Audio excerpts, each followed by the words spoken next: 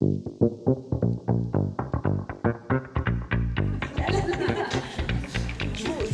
vous présentez? Oui, bien sûr. Donc moi je suis Dr Bonicel, je suis médecin généraliste à Ploemeur-Boutou et j'ai la particularité d'être aussi médecin de crèche, donc je vais vous présenter les deux activités. Et ma collègue Sophie Le Guen, moi je suis médecin généraliste à Lannion, près de l'aéroport. Donc je fais pas mal de pédiatrie, je fais aussi de la nutrition et de la phytothérapie. Voilà. Donc le médecin généraliste auprès des enfants a exactement les mêmes rôles que le médecin généraliste auprès de toute la population. Donc ça, c'est nos 5 missions: suivi, dépistage, prévention, soins, orientation. Donc j'ai fait une petite diapo sur chacun.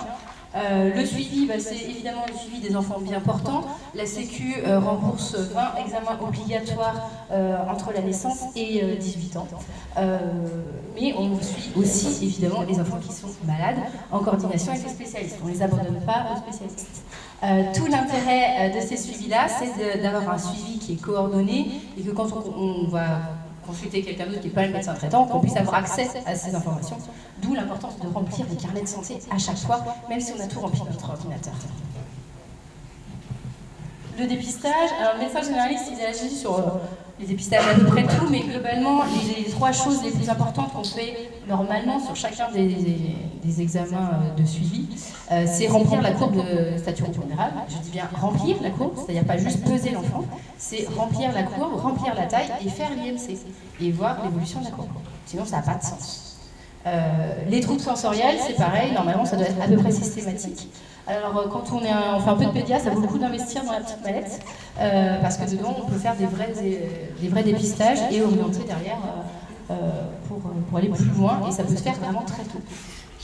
Et puis, ça on en reparlera après avec les différents intervenants, on fait beaucoup de développement psychomoteur.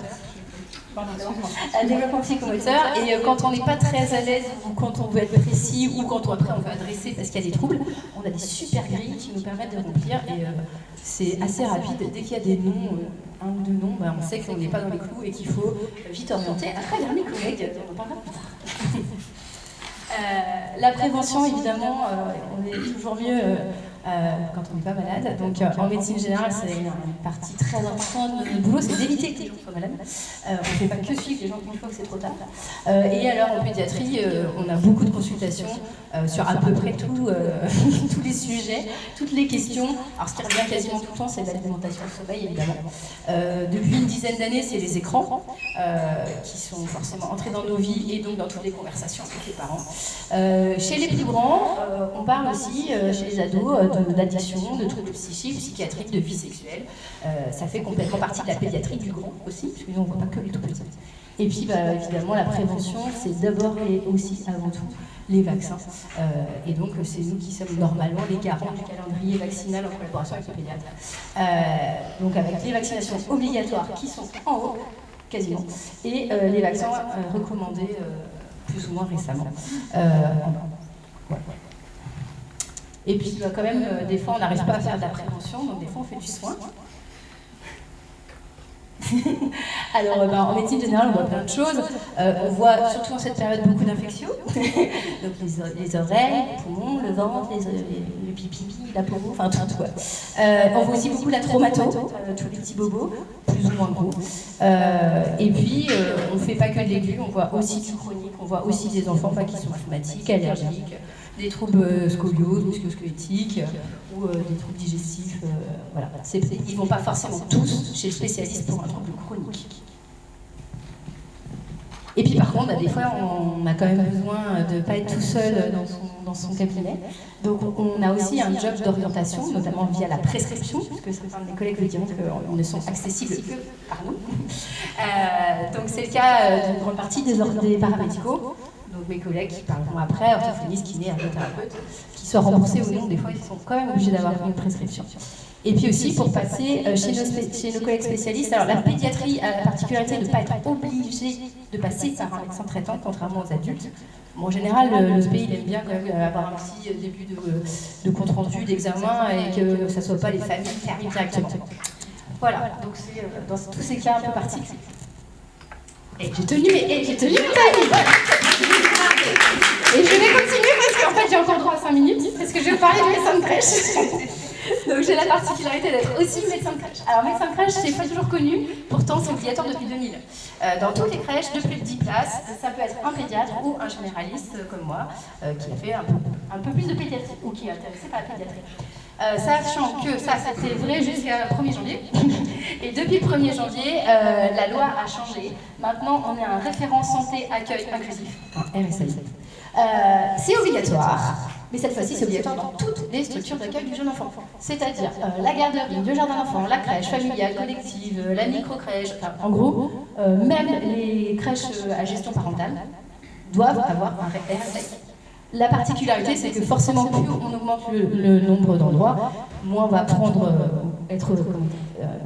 on va pas pouvoir passer toujours par un médecin. Donc, du coup, ça s'est un petit peu élargi. Ça peut maintenant être un médecin, donc toujours pareil, soit un pédiatre, soit quelqu'un qui a l'expérience avec les enfants, ou ça peut aussi être une puéricultrice, alors en libéral, il n'y en a pas des masses, ou alors une infirmière avec une expérience particulière ou un DU particulier. Voilà. C'est en train de se mettre en place et de se déployer sur les structures de jeunes enfants. Alors il y a 10 missions, là pour le coup, on en a 2 fois plus que les médecins traitants. En fait, vous allez voir que globalement, c'est plus ou moins les mêmes. La grosse particularité du RSI, c'est que maintenant, ils nous ont défini un volume horaire. C'est-à-dire que plus la crèche est grosse, plus on intervient. Donc on intervient entre 10 et 50 heures par an, par crèche. Voilà, c'est-à-dire dans les toutes petites crèches, on intervient 10 heures dans la journée. Tout l'intérêt, c'est que c'est un travail en équipe, en concertation avec la responsable, enfin, là où le responsable de la structure, et que normalement, l'intérêt, c'est à la fois pour les enfants, leurs parents, mais aussi pour les professionnels des crèches. Voilà, en gros, c'est améliorer tout ce qu'on peut dans l'accueil au quotidien des enfants. Alors, une des premières missions, qui peut être quasiment faite que par le médecin, pour le coup, c'est l'examen clinique. C'est-à-dire qu'on a le droit d'examiner les enfants en médecin de crèche, si on estime que c'est nécessaire, avec l'accord des parents. Évidemment, on n'a pas le droit d'examiner les enfants si les parents ne sont pas d'accord. Et ça peut être soit à l'initiative du médecin, soit à la demande de la direction. Voilà. Ça, c'est loin d'être le point le plus important, mais pour tous les moins de 4 mois qui rentrent en crèche, c'est obligatoire. Et pour tous ceux pour qui on va faire un PAI. Donc ça, on en parlera après. Après, il y a le fameux certificat que vous avez sûrement tous dû faire au moins une fois en tant que médecin ou vu passer si vous êtes parent ou à dû demander. C'est le fameux certificat de non-contre-indication à l'accueil en collectivité qui traîne encore, qui reste obligatoire. Alors qu'en fait, si vous prenez cette page du carnet de santé, c'est un certificat de non-contre-indication puisque la seule contre-indication à la crèche, c'est de ne pas être vacciné. Mais c'est comme ça. Ouais, ça on a toujours pas réussi à s'en débarrasser. Après, on a un travail d'information. Alors, je vois qu'on a enlevé ma petite image, j'avais mis Dr Google. Globalement, moi, je sers beaucoup à toutes mes équipes, à peu près sur tout. Elles m'envoient des milliards de questions sur qu'est-ce que t'en penses.